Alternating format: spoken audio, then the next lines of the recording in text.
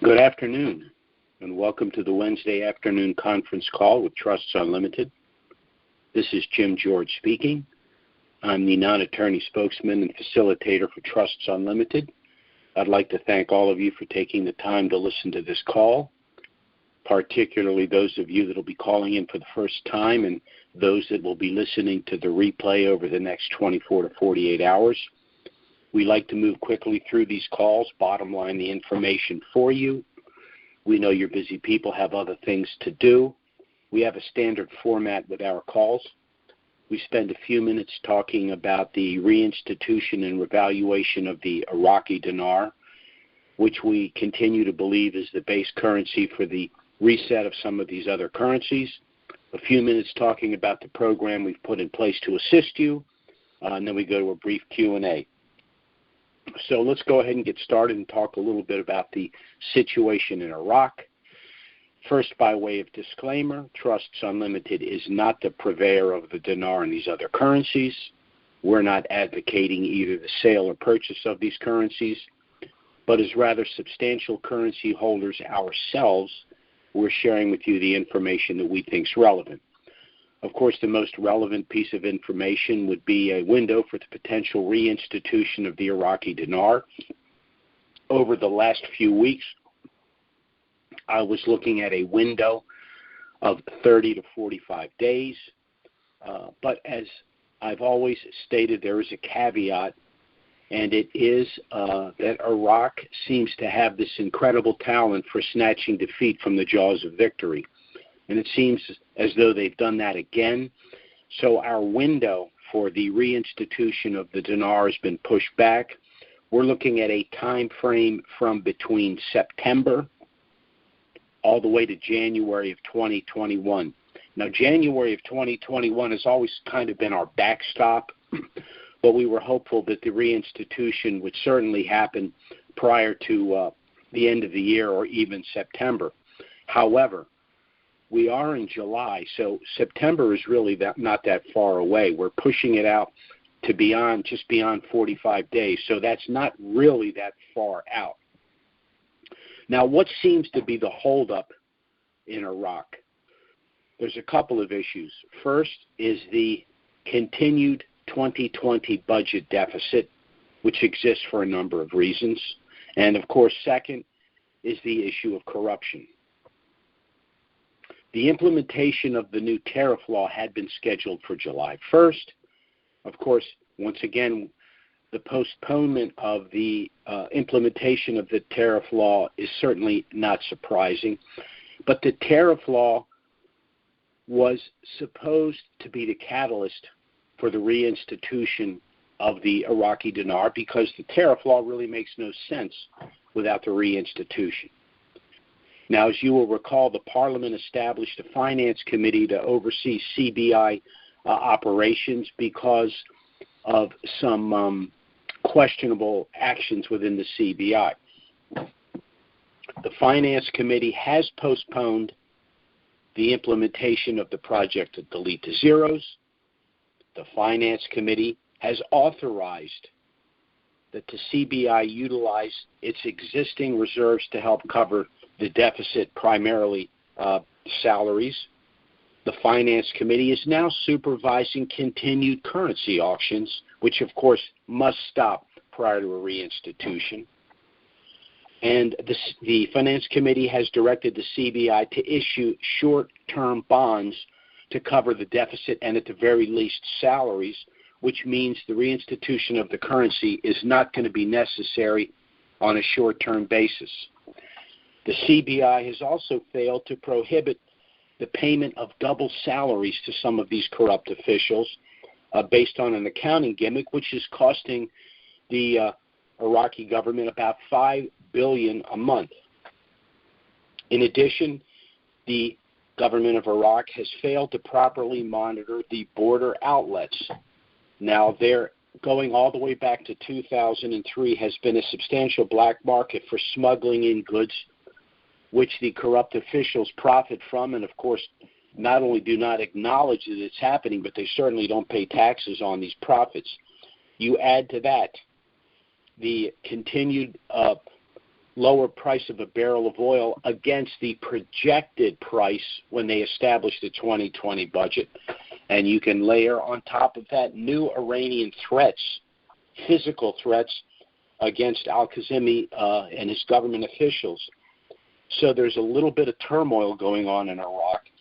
But the glimmer of hope here is that all of this is short-term. All of this can be dealt with, which is why we have a window of September to January of 2021. Now, I don't like to get into too much of the macroeconomics, the geopolitical stuff on these calls, but I'm going to have to touch on it today because it does have a bearing on where we are.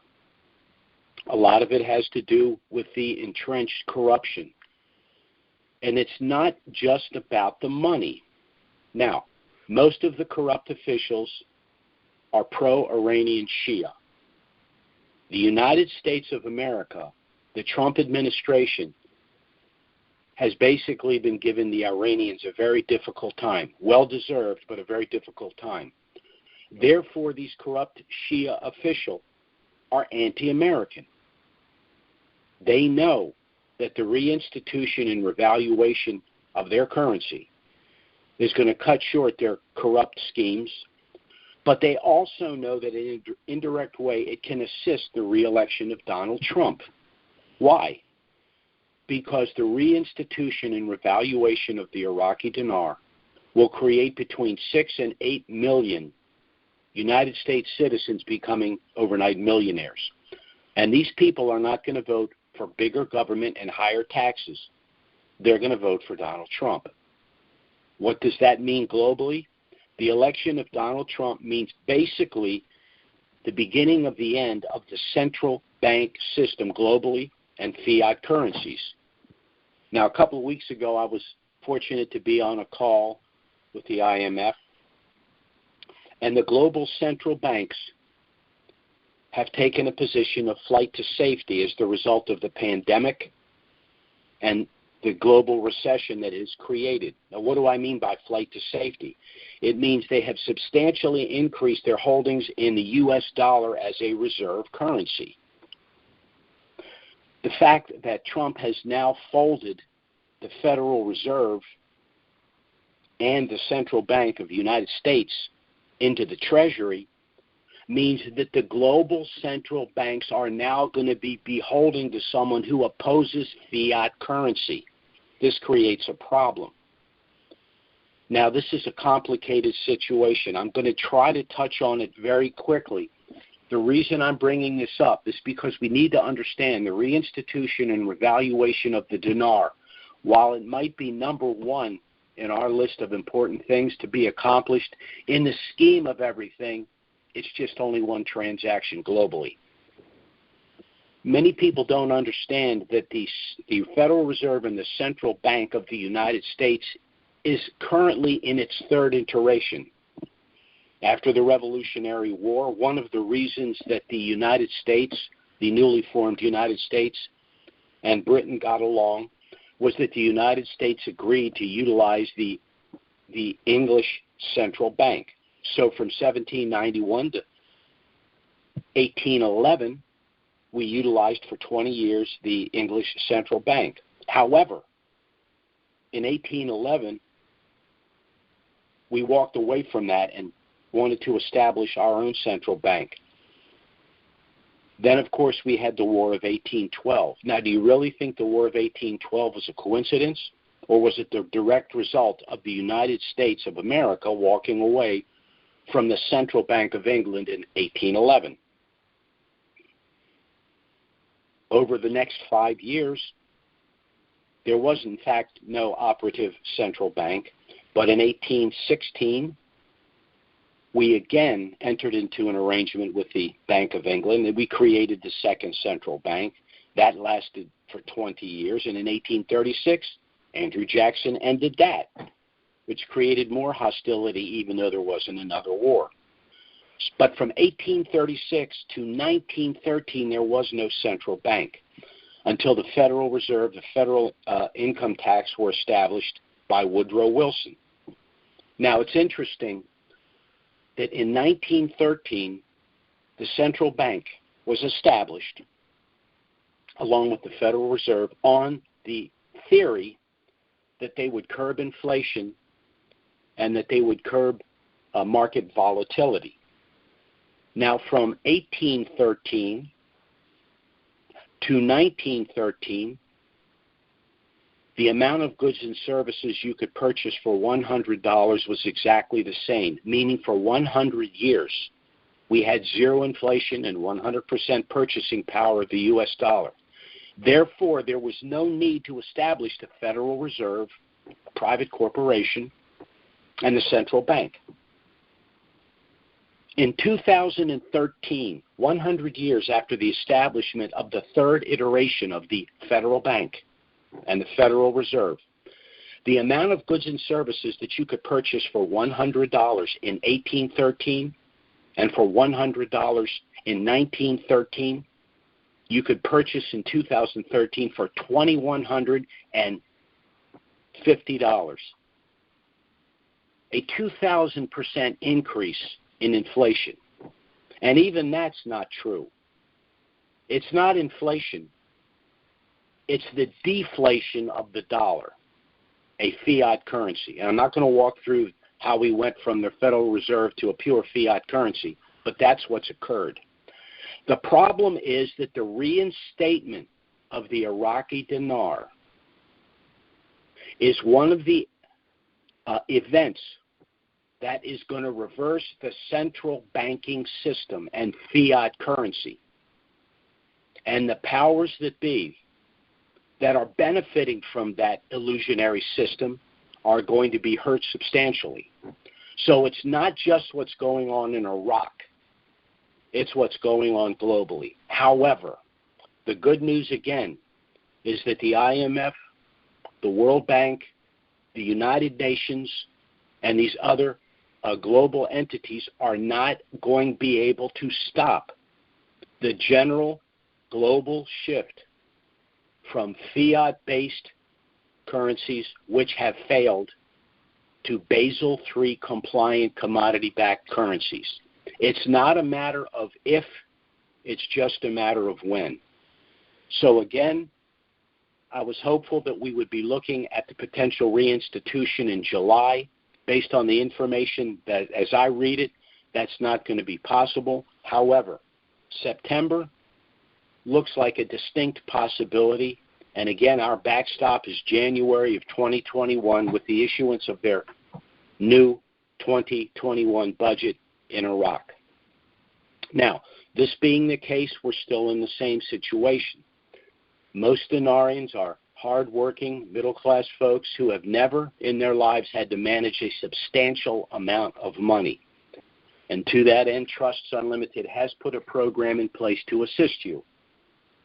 It is a two-phased program. Phase 1 is pre-RV. Phase 2 is post-RV. Pre-RV involves the establishment of a pre-RV package of asset protection trusts with the assignment of your currencies on paper to that trust package. Post-RV involves all of the products, services, and professional referrals that will be made available to you after the revaluation of the dinar and some of these other currencies. So let's start with phase 1, which is, again, the establishment of a package of irrevocable trusts with the assignment of your currencies on paper to that trust package. There is a reason that we at Trusts Unlimited have established a package of irrevocable trusts. Very simply, because it's the best domestic asset protection available.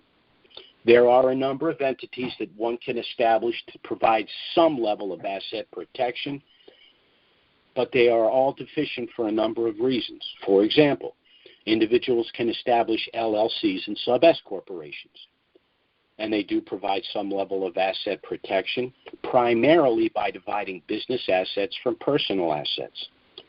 But remember, these currencies are a personal asset.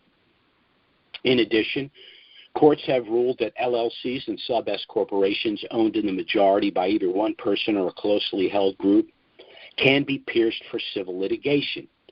meaning that the LLC and the sub-S corporation are insufficient for our needs. Some individuals have established living, loving, or revocable trusts, and these trusts will exempt your estate from probate and in some cases can substantially reduce and eliminate the federal estate tax.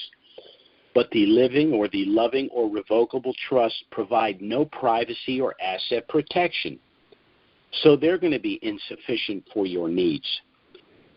Some individuals have established single irrevocable trusts, and they do provide the highest level of asset protection. But even the single irrevocable trust has a flaw. And very simply, it's this. Since all of the assets are owned by one single trust, one single legal entity or person, any asset within that trust, if it is involved in civil litigation, would necessarily drag all of your other assets and net worth into that litigation. So the single irrevocable trust is going to be inappropriate as well. Once again, the only bulletproof asset protection available domestically is a package of irrevocable trusts. And I'm going to explain briefly why that's the case and why such a package needs to be established prior to the revaluation of the dinar and these other currencies. And let's review these reasons. First, by establishing our package of trusts, you will preserve your privacy and your anonymity. That's because assets within our trust package are sealed, meaning that the general public will have no knowledge of your net worth or your actual holdings. Second, by establishing this trust package, you will avoid personal IRS scrutiny. If you are holding these currencies in direct title when they revalue, the IRS computers will most likely spit out an audit. And with the potential magnitude of this revaluation relative to your prior year's earnings, you're probably looking at a full-blown 6-year audit. Such an audit would be time-consuming. It would certainly be frustrating because it's going to come along at the precise time of this revaluation, and there's many more important things that you'd rather be involved in. And lastly, the cost of a 6-year audit would probably be more than the cost of our asset protection trust. On the other hand, if your pre-RV trust package is in force and you have assigned your currencies to that trust package, you will have successfully transferred the taxable event of this revaluation from yourself personally to the trust. Now, this is important for a couple of reasons. First, we know statistically that only about 10% of these trusts would be audited by the IRS because this taxable event is occurring within a rather sophisticated trust package. But second, and most importantly, even if the IRS determines to audit your trust, they can't do a 6-year audit. Why? Because the only taxable event within the trust will be the revaluation itself.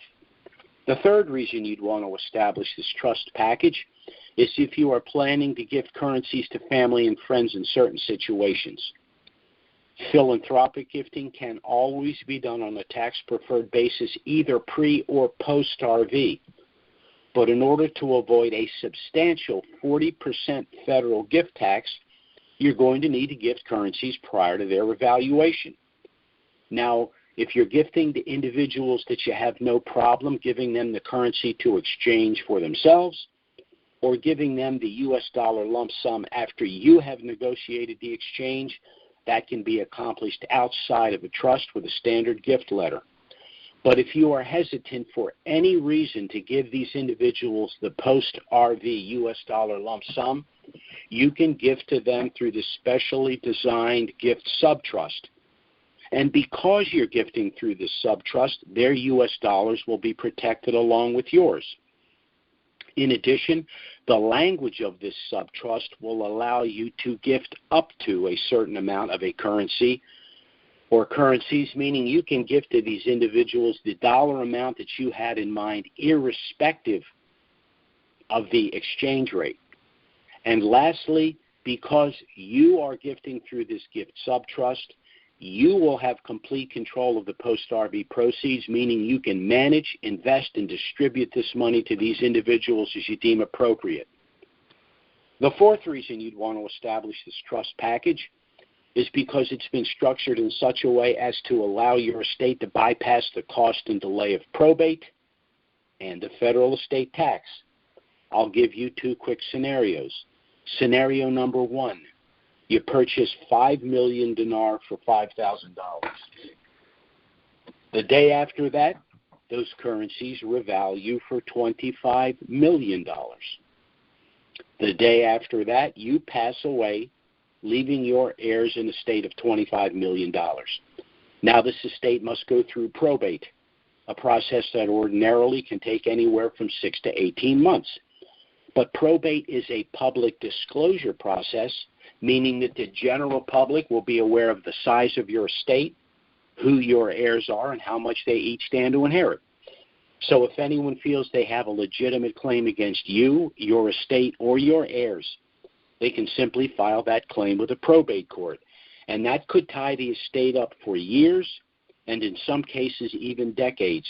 And your heirs will have either limited access or no access at all to their respective inheritance until the probate process is completed. Then there's something called the federal estate tax. This is the tax that the federal government would assess in order for that estate to be transferred to your heirs. Under current law, approximately $10 million of that $25 million estate would bypass any federal estate tax. But the balance could be taxed as much as 55%. Now, this scenario is not only unacceptable, it's completely and totally avoidable. How? Scenario number two. You purchase 5 million dinar for $5,000. The day after that, you assign those currencies on paper to our asset protection trust package. The day after that, those currencies revalue for $25 million. The day after that, you pass away, leaving your heirs that very same estate of $25 million, but this time protected in our asset protection trust package. As a result, there will be no probate. There will be no public disclosure of your estate. Your heirs will have immediate access to their respective inheritance, and the federal estate tax will be zero, saving your heirs as much as 50% of their inheritance. The fifth reason you'd want to establish this trust package is for some very specific asset protection benefits. One pre-RV, one post-RV. Pre-RV, this trust package will allow you to circumvent something called the Uniform Fraudulent Transfer Act. Now, what does that mean? Under our system of civil procedure, you can only be sued for what you own in direct title or the value of property at the time you transfer it out of title to an entity like our trust package. So let's take the previous example from before. You purchase 5 million dinar for $5,000. You transfer those currencies to our trust. They subsequently revalue for $25 million. You begin to live a lifestyle more reflective of your newfound wealth, and a couple of years down the road, someone sees that you're living rather comfortably and decides for whatever reason that they're going to sue you. Well, this prospective plaintiff has a couple of problems. First, he or she better have a very strong case and very deep pockets, because this trust is structured in such a way as to make it extremely expensive and extremely time-consuming to pursue civil litigation. But second, and most importantly, once any prospective plaintiff learns that pursuant to the Uniform Fraudulent Transfer Act, the only thing they could ever win by way of a civil award would be $5,000, the value of the currencies at the time you transferred them out of title and into our trust package, and none of the post-RV value of $25 million, there will be no lawsuit. Post-RV, there's a benefit I like to refer to as limited liability stop loss. This protects you from future bad acts after you have acquired this wealth. This protection is accomplished through a legal strategy called segregation of assets. This is why we have established a package of trusts, and I will give you an example of just how this would work. Let's say after this revaluation, and again, you purchased 5 million dinar for $5,000, transferred the currencies to our trust. They subsequently revalued for 25 million. Now that you have 25 million in trust, you decide to make some purchases. So you purchase a larger primary residence, a vacation home, perhaps a half a dozen rental properties for tax write-off and additional cash flow, a couple of cars, a boat, and let's say an RV. But as you purchase these items, you place each of them in their own separate subtrust to be managed by your master trust. Now, how does this protect you from an asset protection standpoint? Well, let's say one day you're driving one of your new cars, you have an accident, the accident is clearly your fault, and tragically someone is seriously injured or even killed. Well, the family of the victim is going to want to sue you. But remember, civil suits are about monetary awards, and you don't legally own anything. So the plaintiffs would be left to sue the owner of the car that you were driving. Well, who owns that car? One of your subtrusts of which you are merely the beneficiary. And what's in that subtrust? Merely that one car and the car insurance policy. In that scenario, the car insurance carrier will negotiate an out-of-court settlement with the victim's family. You will not be involved in those rather unpleasant negotiations. The car insurance carrier will repair or replace your car, making you whole. And this is the important aspect. All of your other assets are safely protected in the other subtrusts. Why? Because under the law, those separate subtrusts are separate legal entities or persons having nothing to do with the accident in question. And as a result, the plaintiffs would have no standing to pursue those separate legal entities or persons. So your trust package works very much the way a commercial barge would work, where all of the valuable cargo is stored in a series of small compartments. Why? In the event that any compartment is ever breached, the only potential loss would be the cargo in that one compartment. The cargo in the other compartments is safe and secure due to the firewalls, and the barge will never sink. Now, these benefits are lost to you if you do not establish your package of irrevocable trusts prior to the revaluation of the dinar and these other currencies. Now, there is one other benefit, and it's this. If you are, in fact, a holder of one of our pre-RV asset protection trust packages, then you will be eligible to participate in Phase 2, all of the products, services, and professional referrals that will be made available to you after the revaluation of the dinar and these other currencies. I'll just make mention of one benefit here today. Trusts Unlimited will be sponsoring a post-RV seminar to be held in Disney World, Florida, approximately 30 days after the revaluation of the Iraqi dinar. Present at that seminar will, of course, be the staff of Trusts Unlimited to assist you with the management and funding of your trust post-RV. In addition, many of our clients have expressed a desire to establish scholarship funds, foundational trusts, special needs trusts, charitable remainder trusts, and even the more complicated 501c3 nonprofit and offshore trusts. And the proper way to fund those entities is with the direct transfer of funds from your asset protection trust to those newly formed entities. In addition, we will have our tax specialists there.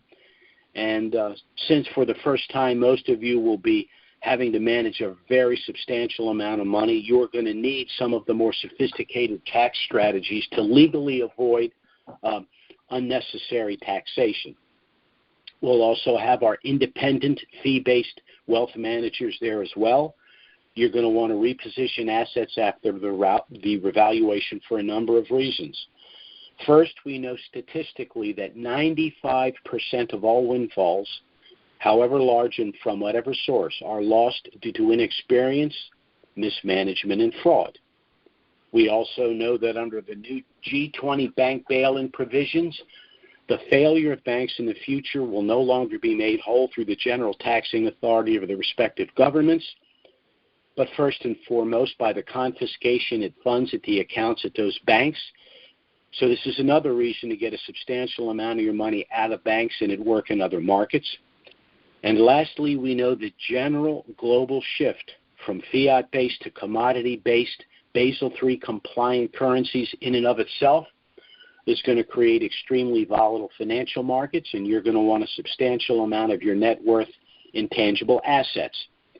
Now, our trust package is initially a package of 10 trusts, consisting of one master trust that will hold your assigned currencies pre-RV, financial assets like bank accounts and investment accounts post-RV, and is empowered to manage your sub-trusts, one optional gift sub-trust if you are planning to gift and manage currencies for friends and family post-RV, which sub-trust at any time can be converted to a standard sub-trust, along with the 8 additional standard sub-trusts to hold physical assets like homes, cars, boats, etc. Now, this package is the simplification of a rather sophisticated trust package that we've utilized in the past for our more affluent clients, a package with an initial cost of anywhere from $6,000 to $10,000. But about a decade ago, when we decided to work with Dinarians, we knew that that price tag was simply going to be unaffordable for too many. So by simplifying and back-end loading that trust package, we've been able to reduce the cost to $3,000. Now, there are several ways you can pay for that. If you pay us up front, we'll discount the price further to $2,500, saving you additional $500. If that's not possible, we do have a deferred payment arrangement. You'd make an initial payment of $525, which sum would basically offset our out-of-pocket costs just to produce and deliver your trust. The balance of the $3,000 would then be paid in $100 monthly installments. We will charge no interest. The only proviso is once the revaluation of the Iraqi dinar occurs, any unpaid balance would need to be paid within 30 days. Now, with this approach, anyone that has currencies and understands the need for getting their trust in place and their affairs in order pre-RV should be in a position to afford to do so. One other suggestion, we do accept credit cards. Pay us up front with a credit card. Not only will you get the $500 discount, but the minimum payment on your card would actually be less than $100 a month you'd pay under our deferred payment arrangement. But we will work with you in whatever method works best for you. Again, our objective is to help you get your trust in order and in place and your affairs in order for all of the reasons that we've stated here.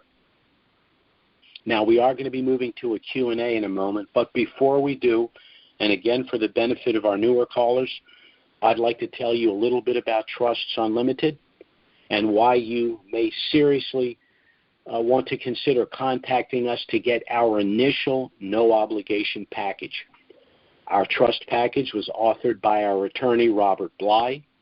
He's been a practicing attorney for over 40 years, specializing in the areas of estate planning, asset protection, and offshore planning. I myself hold degrees in political science, macroeconomics, and finance. I've worked in these areas for over 38 years, and I, along with my clients, were personally involved in the reinstatement of the Kuwaiti dinar in the early 90s. So between the two of us, Robert Bly and I have over 78 years' experience working precisely in this area. And I know of no firm that can make that claim. Now, Bob and I have been working together for a decade in the areas of estate planning, asset protection, and offshore planning. And it has been disheartening from time to time to see people walk away from sound estate planning and trust creation because of the mistaken belief that by doing so they have somehow lost control of their assets and their affairs. In point of fact, under our system of civil litigation, it's when you hold assets in direct title that you can lose control of them or lose them outright. And it's at precisely those times in life that you need and want control. If you've lived for any length of time, you've either experienced in your own life or through friends and family things like unexpected divorce, permanent incapacitation, the onset of dementia, premature death and prolonged and complicated probate processes. Then there are investment losses, business losses, and even bankruptcies. The number two loss of wealth now in the aggregate, courtesy of the information age, is identity theft. But the number one loss of personal wealth remains confiscation through civil litigation. Anything you own in direct title can be taken from you. So in point of fact, under our system of civil litigation, the only way that you can manage, protect, and control everything at all times and in all circumstances is through the establishment of a package of irrevocable trusts, and particularly if you have an asset like these currencies that you're anticipating a substantial increase in value. And we at Trusts Unlimited will do everything we can to help you accomplish your personal and financial objectives both pre- and post-RV as we understand them. So again, thanks for listening to our call. I will be going to our Q&A, and I will be providing you with our contact information. So I strongly suggest you contact us to get our initial package. Again, it's a no-obligation package. It has a lot of information about us, about trust, about the revaluation, and included in the package is everything you need if you decide that you'd like to establish an irrevocable trust package prior to the revaluation of these currencies. So I am going to go ahead and open the Q&A. Two quick rules on the Q&A, though. We do not take service calls from our existing clients on the Q&A. This time is reserved for individuals that want to ask questions about Trusts Unlimited services. And second, for obvious reasons, in order to participate in the Q&A, your name and number must be on the screen. So I'm going to go ahead and open up now.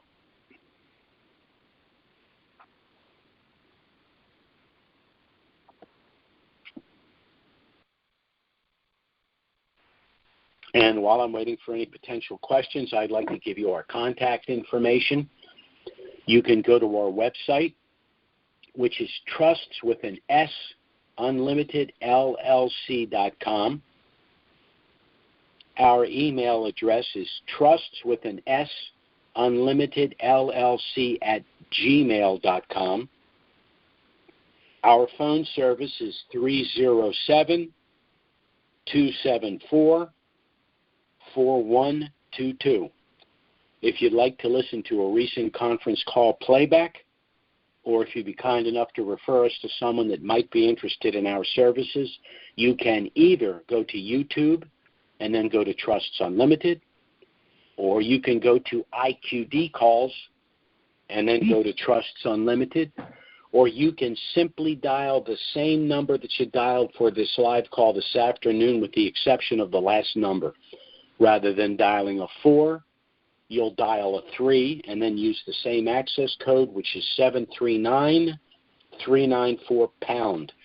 If you'd like to be included on our email list, you can go to our website, go to the bottom, enter your name and email address where indicated. You should be in our email list within 24 hours.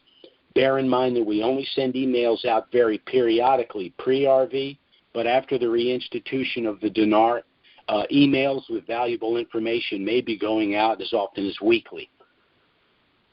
So let's go to our Q&A here. Our first caller is area code 314. That's 314. Go ahead. Yes, hello. This is Joel from Missouri.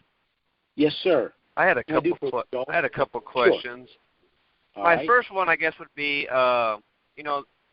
the articles have said that Iraq has decided to use some of the reserves to buy them some time. What benefit? How does that benefit Iraq? Because doesn't that, having reserves, isn't that a plus, and isn't that putting more money into the system that they're going to have to work hard to draw back out? Yeah, well, you're right. It doesn't have a benefit. It's just the lesser of evils, and from their point of view, they're just hesitant to pull the trigger on the reinstitution, and so they continue to look for any other way to get through this. And their primary concern isn't even the deficit; it's merely paying salaries, to keep the people with the torches and the pitchforks away from them. Yeah, but you would think that with the newer government, just looking at it, it's just making things worse. But, we've been doing this for some of us, for 10, 12 years, and that pattern has never changed. And so sometimes you ask yourself, okay, what will ever change that? Because we've heard so many times, well, this is the back door that they're going to run out of money, but they just magically go up and get up and go again. Well, you know what I'm saying? It's so complicated. We have sectarianism, we have tribalism, we have corrupt officials that are profiting from the status quo, and we just have some slow learners. It's a dysfunctional situation, and unfortunately it's taking longer than any of us had hoped for them to finally get their act together. So it's where we find ourselves right now. However, all of the things that I mentioned that they're doing right now, whether it's reinstituting the auctions, utilizing their reserves, issuing short-term bonds, all of those things have an expiration date, and at some point they're just going to have to eat their peas. Yes, I understand. My other question is when you were speaking about President Trump and the Federal Reserve and things and how that's interlocked with the Iraqi dinar, is that something new since he's been president, or is that something that's always been in the works, but just something that we didn't hear for the last, 8 years of the last administration? The Federal Reserve going in a different direction. Well, of course, obviously the Federal Reserve and the United States Central Bank have been in existence since 1913. But for the first time, the Federal Reserve and the Central Bank have been folded into the Treasury. So what that in essence means is that the sitting president, through his Treasury Secretary, has taken this private corporation and taken control of it. I mean, I guess from the standpoint of the people that are profiting from the fiat currency, you could call it a hostile takeover. But long term, it's probably another indication that we're going to be finally moving away from the global central bank system, the illusionary economy, and fiat currencies. Yeah. So you would say that is something new because of this administration. That part of.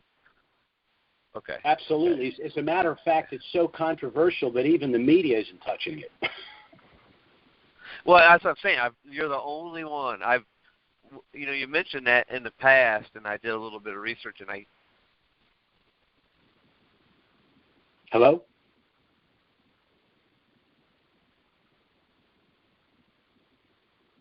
Hello, are you there?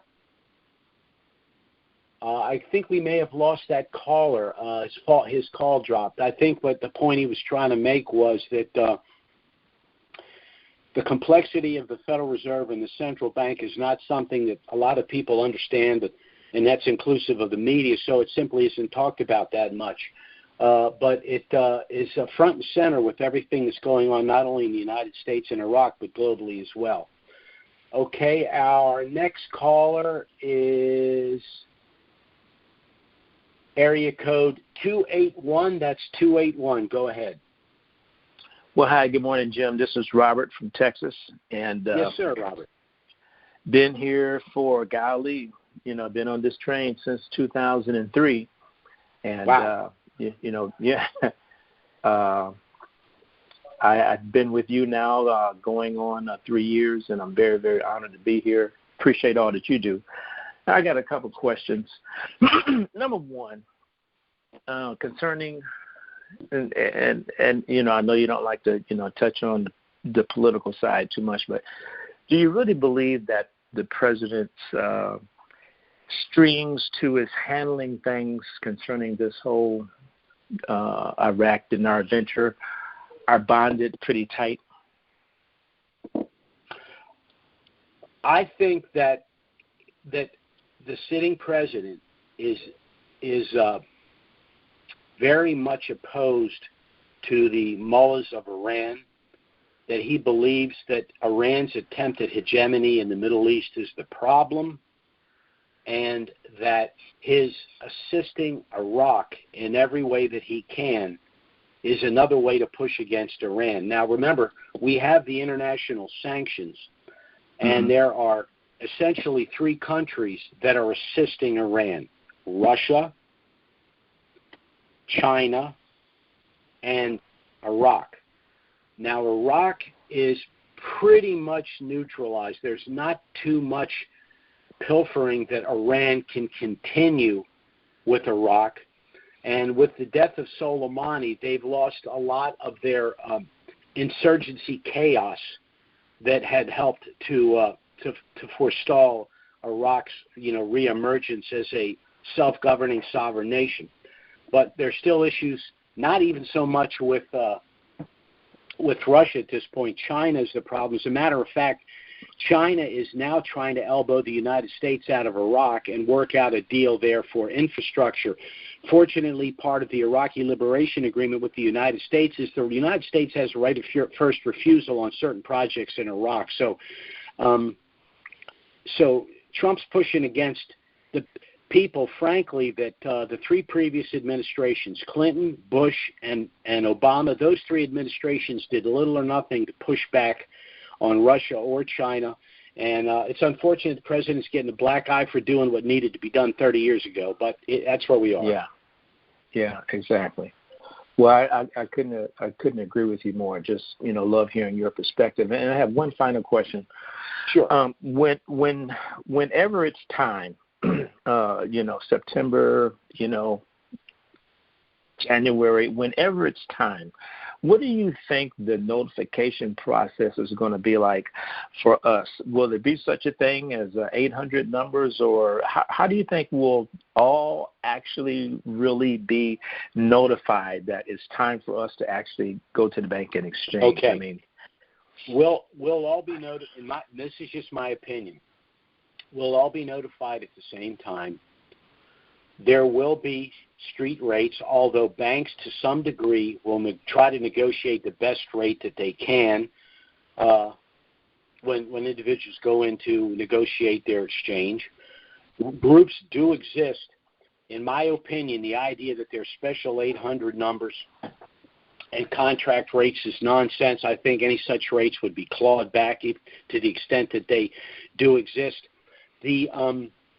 All the groups are, in my opinion, are individuals who have tried to insert themselves as a middleman or a jobber and try to bring people in on the theory you're going to get these outrageous rates. It's in my opinion, it's not going to happen.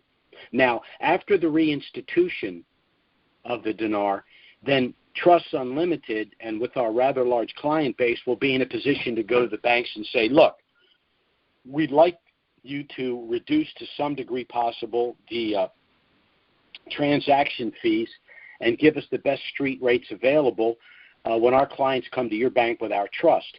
So that all that means is that we will try to assist you in some way, but there's going to be, in my opinion, zero contract rates.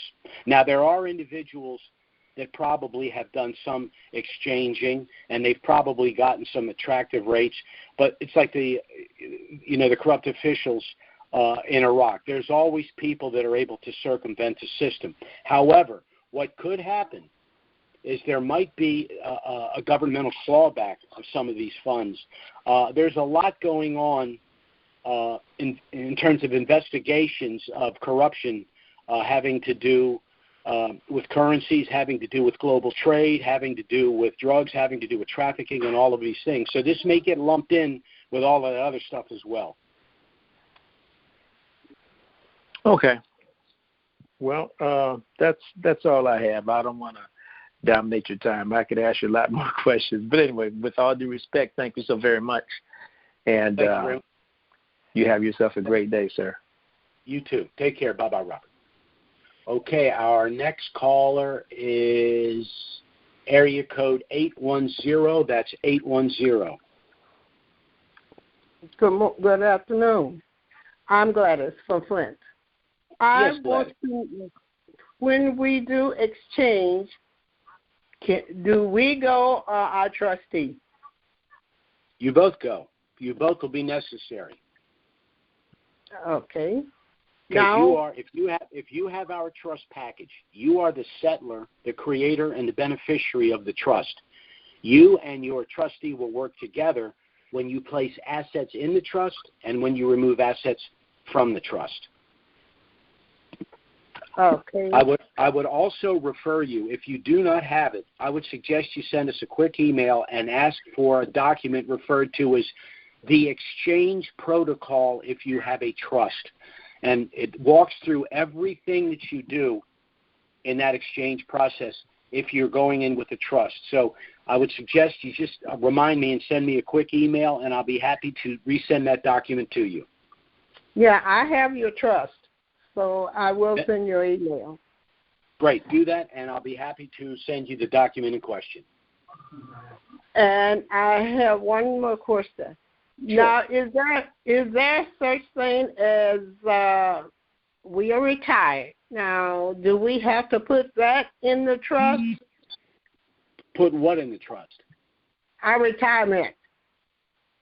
You only put in the trust what you want to put in the trust. Now, as a general rule, things like IRAs, 401ks, other retirement stuff should remain outside of the trust for tax purposes. There are some situations where it might make sense for a disabled individual perhaps to put it in trust, but as a general rule, you leave retirement accounts outside of the trust. But again, what you place in the trust and what you remove from the trust is entirely your decision. Okay. Those answer my questions. Thank you. Yes, ma'am. Bye-bye. Okay, our next caller is area code 314. That's 314. Go ahead. Oh, is that someone came back in? Yeah, this is Joe. I apologize. What happened? You got cut off or something, didn't you? Yeah, it dropped on me. I apologize. I don't know what happened there. That's okay. No, when I was talking to you about yeah, I hear you. No, that was my question about, is what's going on here in the United States with our government and the worldwide government. Do you think that that's having a delay on Iraq? Or do you think it's completely internal? Anything that happens in the United States having to do with global trade or currencies has a ripple effect globally. We are the big player, and that's probably why, to some degree, other countries are happy to undercut us when they can.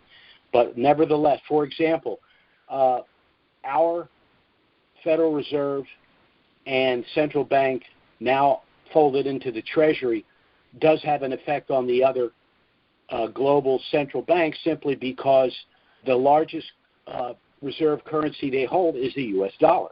So that's just the way it is. Yeah. Well, I've been concerned with, here with the corona and the amount of money the government's been spending in to try to, help things out and assist people, the amount of debt we're taking on. Somewhere along the line, that's going to have to come to someone's attention. And is that going to be away somewhere else, or is that something going to become a major thing where we're being even taxed way more to pay that off? I mean, that's got to come from somewhere. Well, first of all, remember, the interest rate now with the Fed is 0, all right? So theoretically, that we don't have to pay that money back. Now, this is just my opinion. If you know Donald Trump, you know that in the late 80s and then when we had the debacle in 2008, 2009, a lot of real estate moguls went under, but Trump didn't. Trump is very adroit in bankruptcy proceedings. In my opinion, and again, this is just my opinion, I actually think he's trying to bankrupt the Fed in order to end it. That's what I think is going on. Would that eliminate the debt completely? Yeah, would eliminate. Well, yeah, the debt would be forgiven because the Federal Reserve, as a private corporation, went under. I mean, what do people do when they know they're going to be filing for bankruptcy? They go out and spend all the money that they have. They spend it all. Yeah. Because it's going to be forgiven. So this is just my opinion. I don't have any secret the way some of these gurus have their sources. I'm just looking at it practically as an economist, as a financial guy, and it seems to me that's what the man is doing. Now, remember, this is a guy that plays 3D chess, so he's always 2 or 3 moves ahead. He even invites the criticism, in my opinion, because then he turns around the next day and explains why they were wrong. So unfortunately, he likes to fight. I don't like it.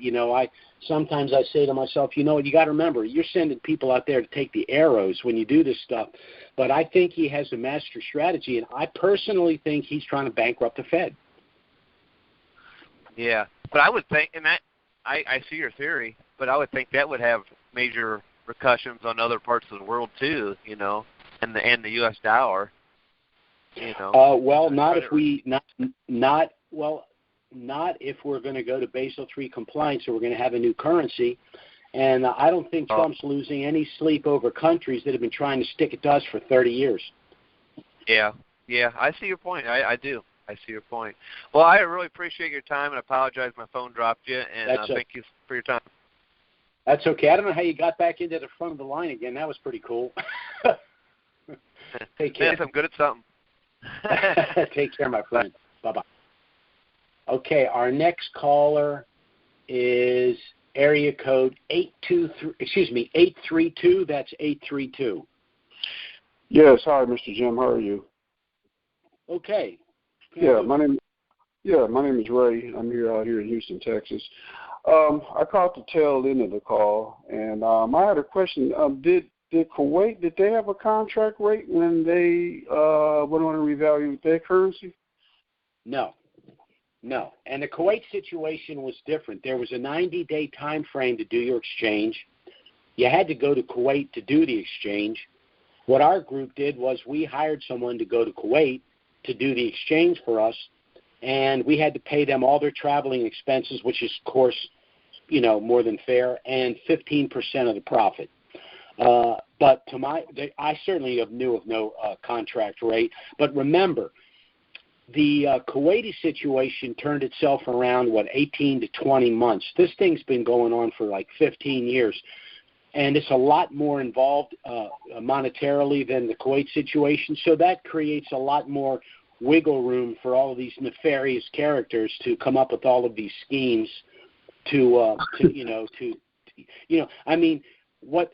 what these groups are doing to the people holding the currency are what the corrupt officials in Iraq are doing with their own currency. They're skimming the currency from the auctions. They're bringing black market goods in to these centers. It's just what happens. I mean, money is chum in the water, and the sharks are all over it. Yeah.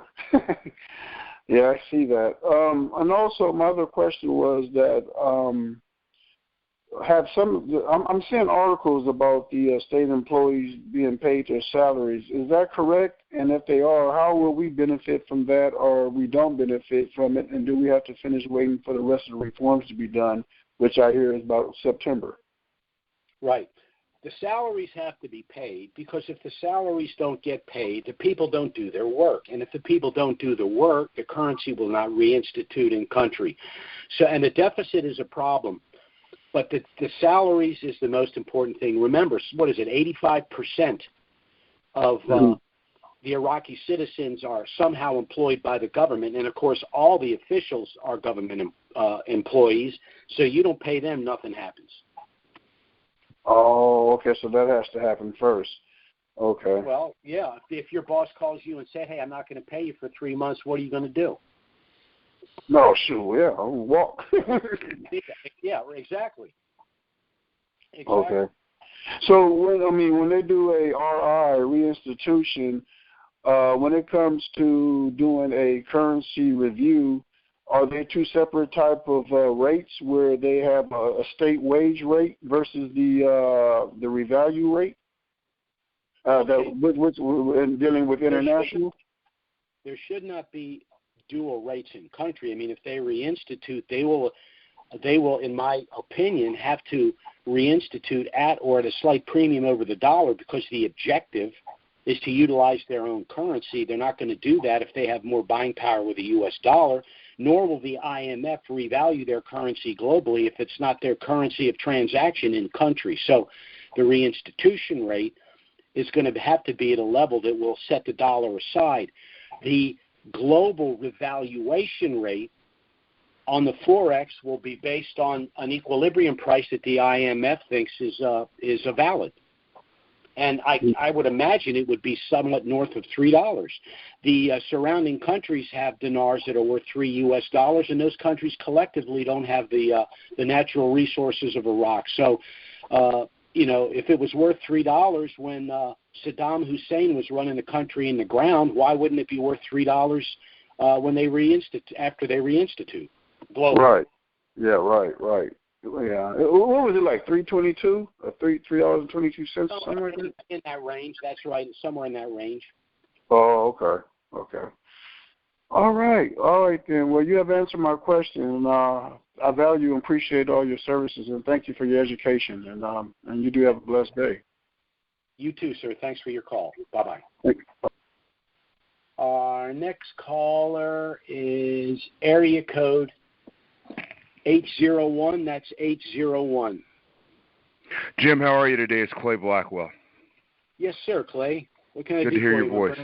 Oh, my friend, I tell you, it's so busy in here. I always miss your commentary, but I will go back and listen to the replay, so I won't ask you to reverb that. But you said a couple of things. It sounds to me like they're still doing the currency auctions, or coming back with the currency auctions in order to buffer the money they need to balance their budget.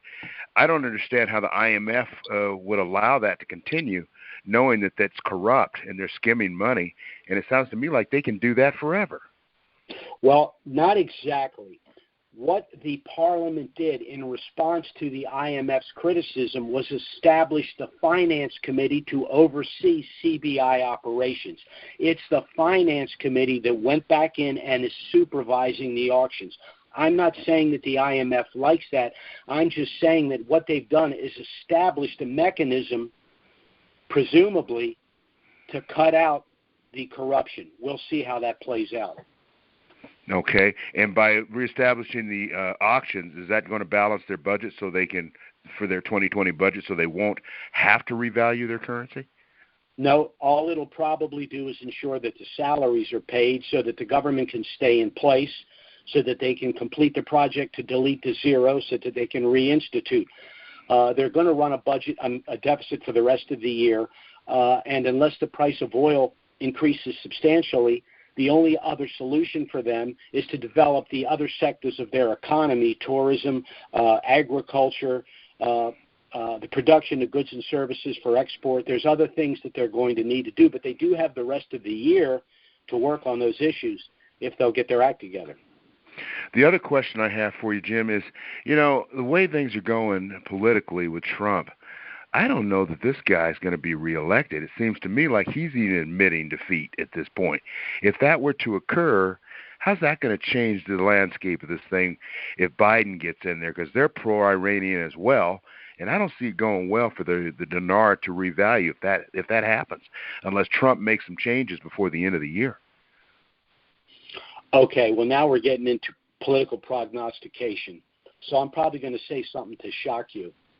I think Trump's going to win in a walkaway. I think it's going to be an absolute beatdown. I think you don't think public sentiment, because a lot of people don't understand why we like Trump in there. They just see him as a racist and everything but good. Okay. If you're talking about the media, if you're talking about Hollywood, if you're talking about academia, yeah, you're right. If you're talking about the rank-and-file Joe Lunchbox American, he does not like what he is seeing. But remember, it's the folks on the left that tend to protest. It's the folks on the right that tend to remain silent and only respond to initial assaults against them. I think what's going to happen, now remember, a lot of things have occurred here. First of all, if all of this is true, if these poll numbers, remember, Hillary Clinton was up 8 points a week before the election. That's true. Okay?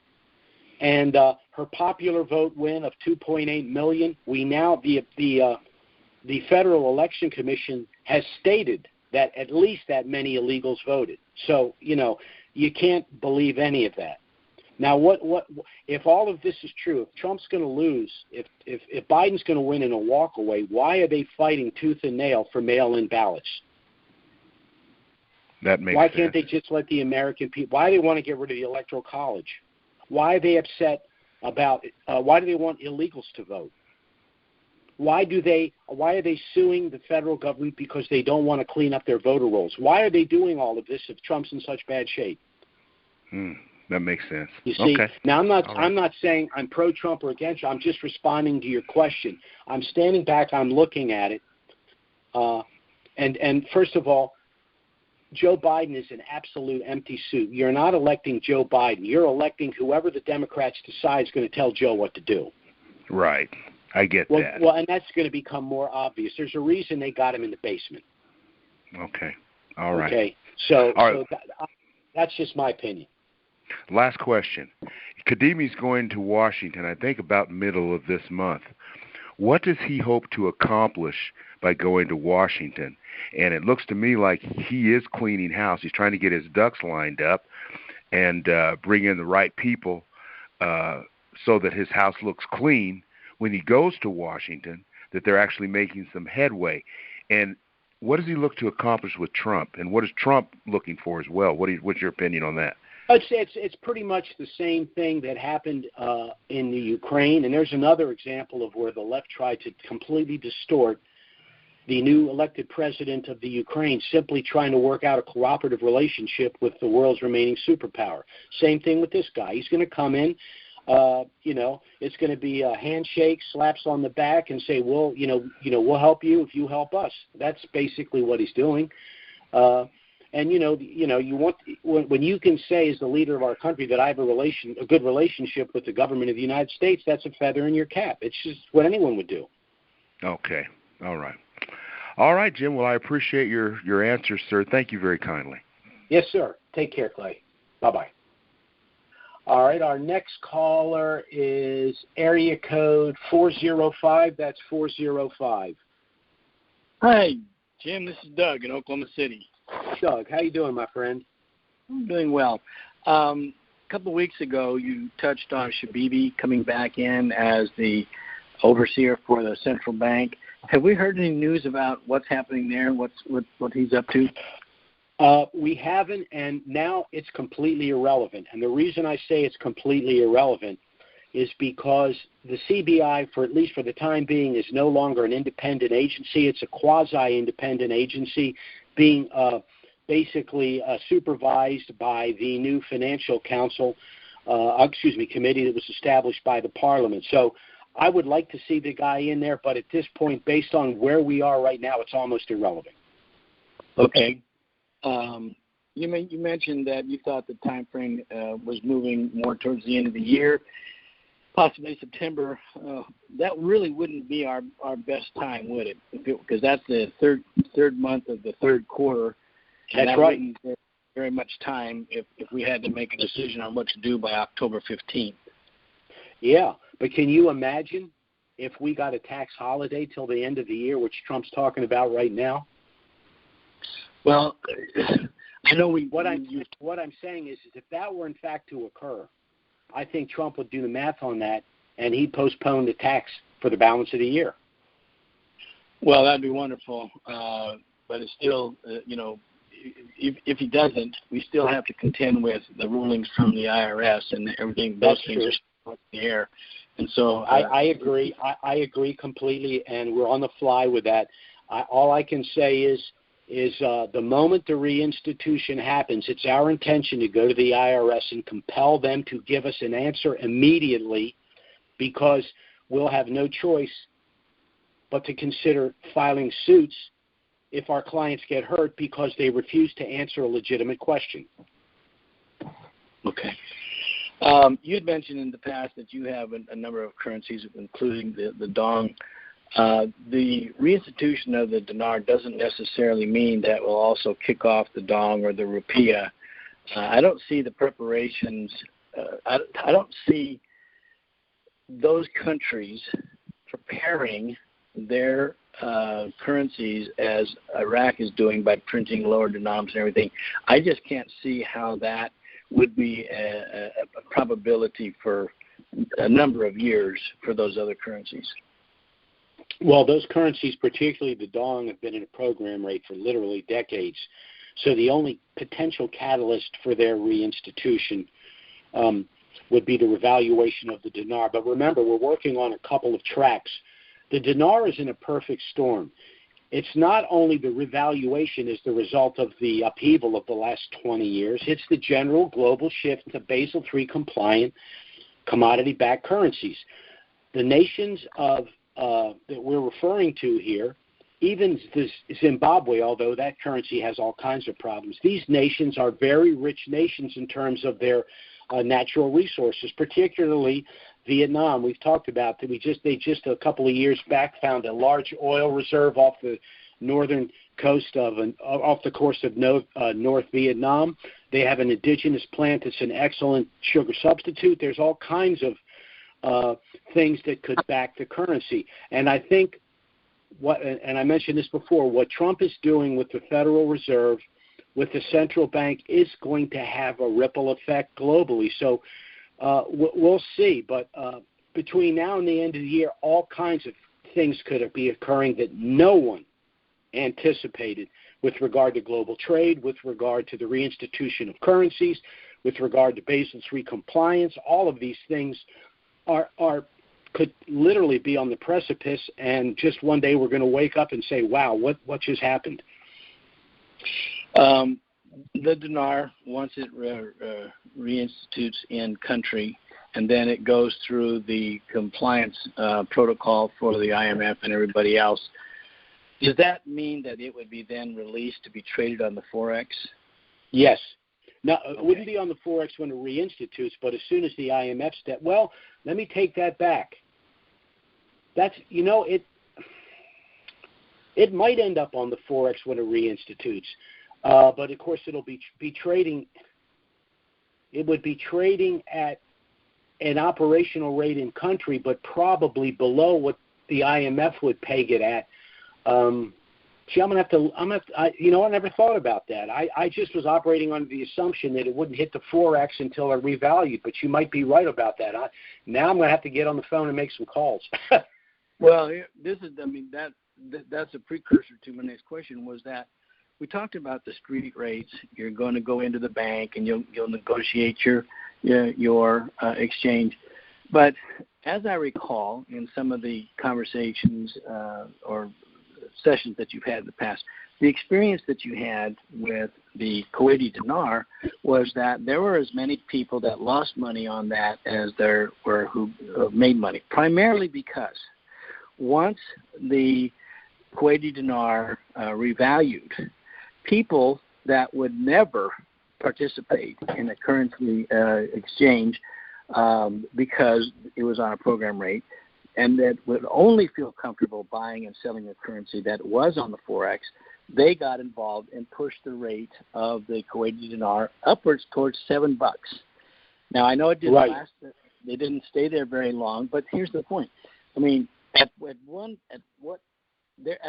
time in that process, there's a decision to be made by every dinar holder, because I think the same thing is going to happen. This is my opinion. I think that once it gets back, there are tens of thousands of people, maybe hundreds of thousands of people that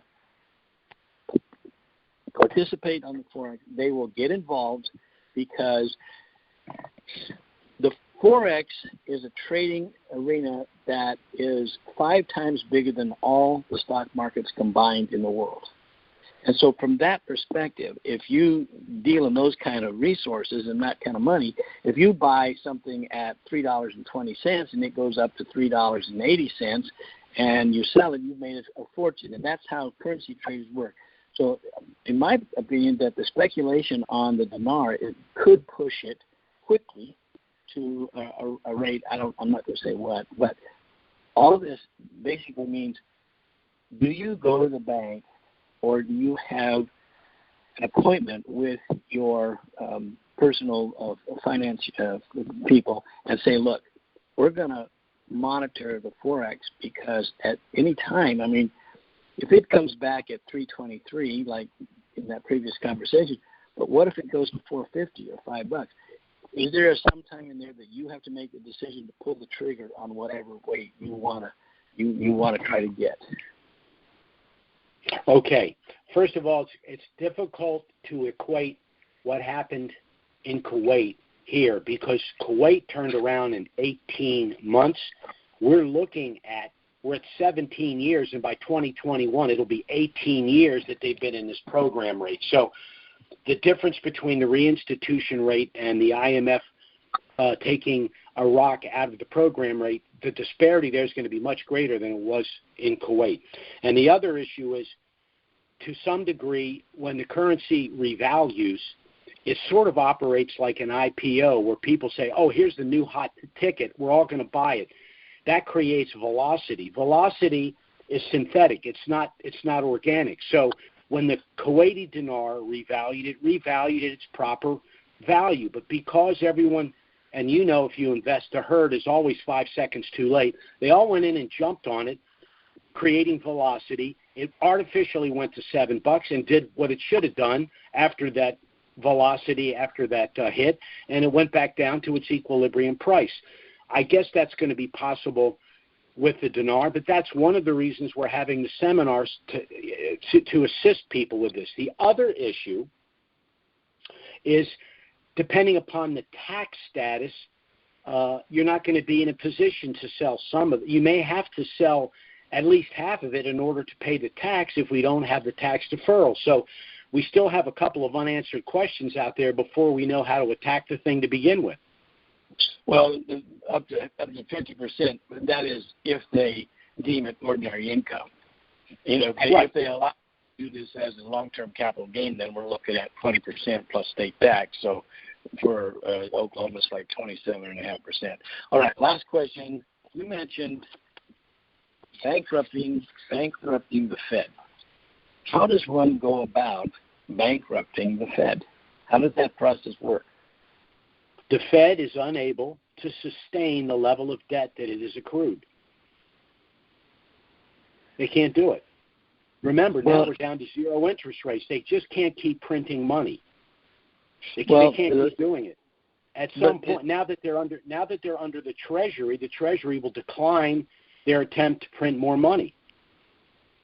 Well, here's the thing: the Fed is a private corporation. Right now, it is. Yes, it is. It's a private corporation, but it's now under the auspices of the Treasury. It is not. It cannot make decisions unilaterally anymore. Okay, and so to whom do we pay the interest on the money? Nobody. There is no interest. We pay no interest. No. We're paying no interest on the money that we're borrowing right now.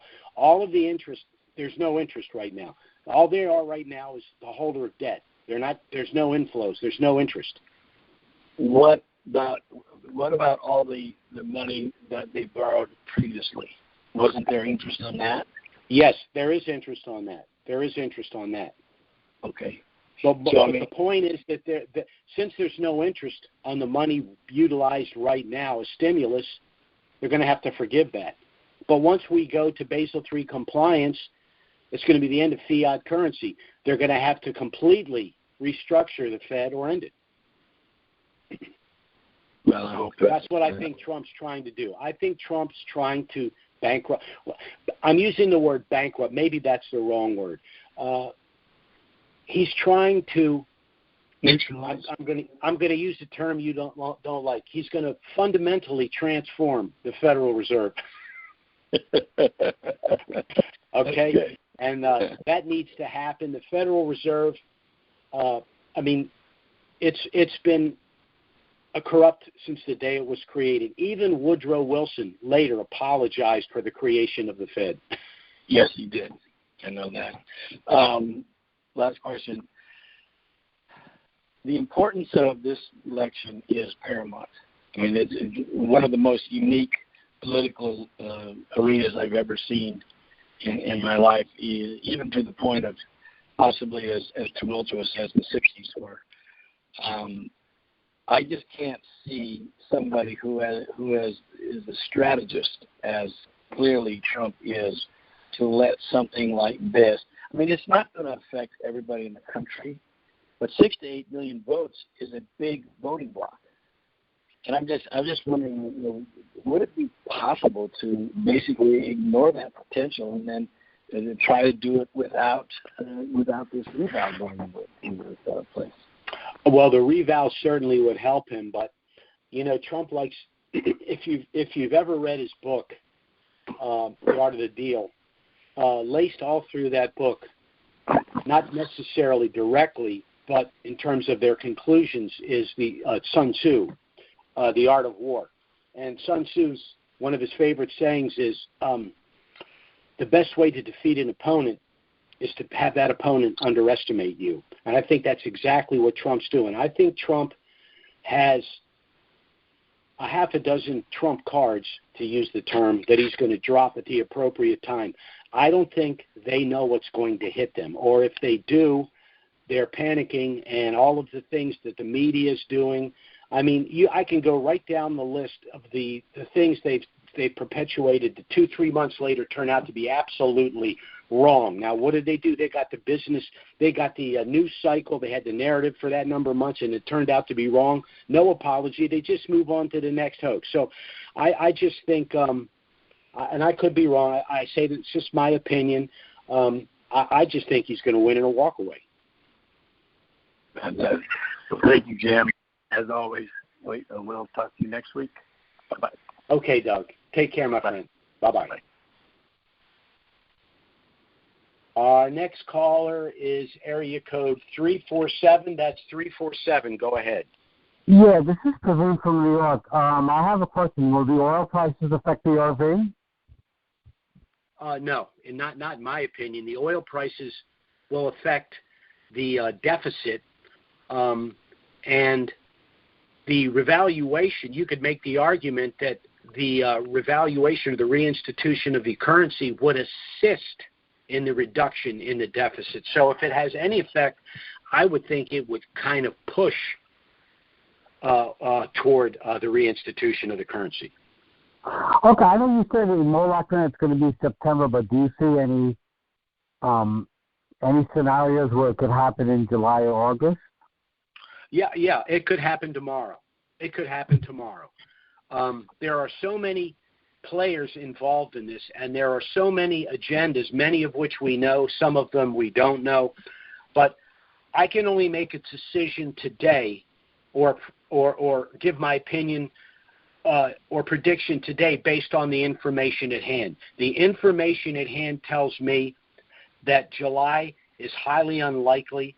They almost never get anything done in August, so that pushes it to September. Okay. All right, thank you. Okay, take care. Bye-bye. Okay, our last caller here is area code 312. I have a suspicion who that might be. Yeah, you're right. Less in Chicago. Oh, man. I didn't think you would. Chicago. I guess, sort of, kind of, depending on where you're living and standing at the time, you know. Yeah, I know. Let's hope you're standing. I did not ever think you would have that many callers on the call today asking questions. That is ridiculous. It but is all what it good. Is. Sometimes I have no calls, you know? Yeah, good. So I'm not going too in-depth. My only question is regarding the purchasing of more currency. I think we're being used because of the greed. I think we need to stop buying currency. If we don't have enough by now already, I don't know what is enough. But is there any way that the powers that be, or the people in charge, the greedy ones, is there any way that they are manipulating or getting money by the purchasing of the currencies, such as what we're expecting to revalue once this is all finished? Because I know Iraq has benefited. Well, of course. I mean, that's where they're getting their working capital. They're selling their currency, and they're getting U.S. dollars and French francs and British pound. They're getting other money that they can utilize. That's the theory behind the sale of their currency, not directly through the auctions, but through the sale to third parties. To go back to your original question, I'm called or contacted every day by people that are frustrated because they can't buy any more currency. A lot of the people they were buying currency from have no more currency, or they themselves can't get any currency, or they're going to hold on to what inventory they have left.